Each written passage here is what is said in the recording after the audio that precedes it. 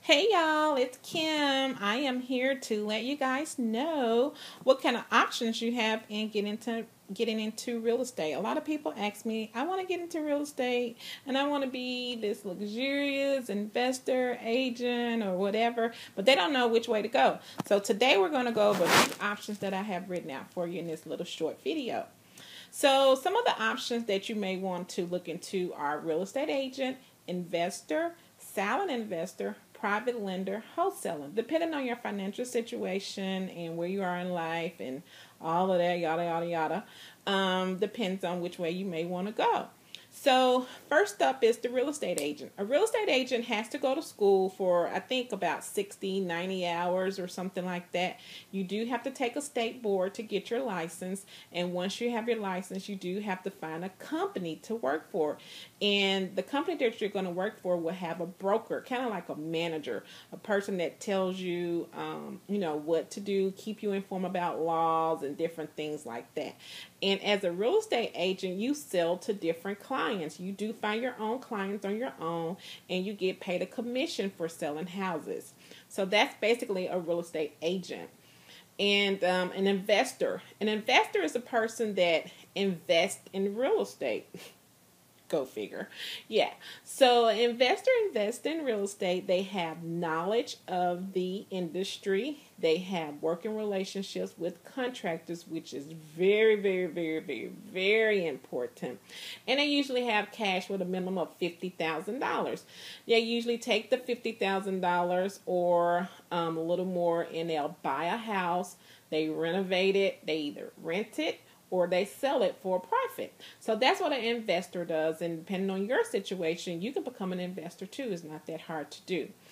A silent investor is a person that if you have the money but you don't have the time. So you team up with a person like myself, like an experienced investor, and then you will invest in that person to go out and buy property on your behalf and do the same thing, renovate it, for a tenant or for a person that wants to buy it.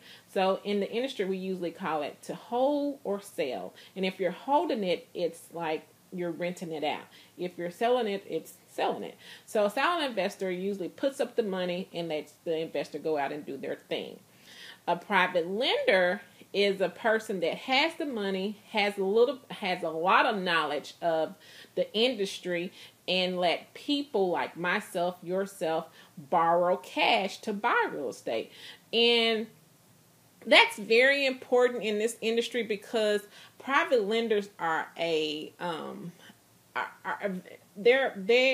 are really important to us because, as you can see in this picture, the bank usually has a lot of different rules, a lot of different red tape when it comes to investing and borrowing money to buy real estate to make a profit of. So private lenders don't usually have all that red tape. They usually have a little bit higher interest rates, like you heard of a hard money lender. So that's one of the aspects of a private lender.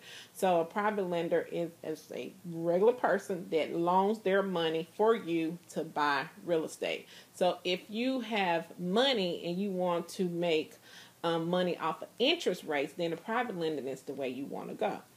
Alrighty, a wholesaler. A wholesaler is a person that finds deals and usually sells that deal. They don't use their money, they don't use their credit, and it's very easy to start. So let's say you find a house on John Street, and John Street is selling for $30,000. Of course, you don't have the $30,000, so what you do is find an investor like me. Hey, Kim, I found the house on John Street.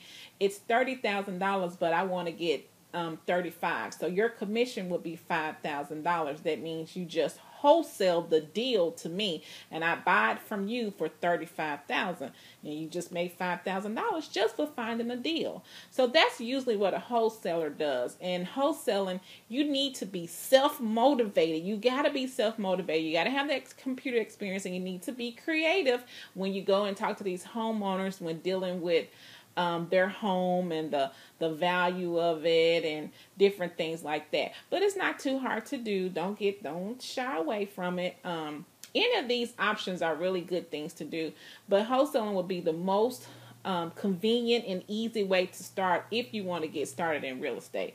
So those are some of the options that you have, and you need to know a little bit about real estate.